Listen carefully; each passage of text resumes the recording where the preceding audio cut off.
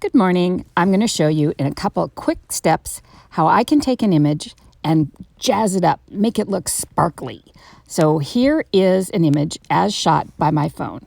So I take it into the app Snapseed, and the first thing I usually start with are their tools, and I like drama.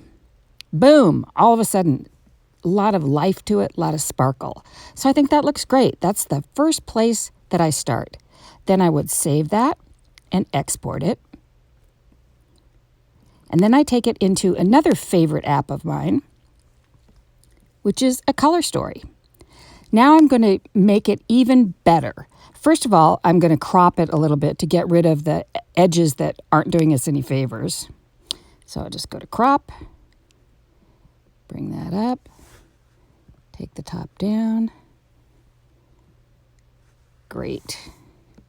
Save that. Then I'm going to take it into their filters, and I like their filter set Cozy.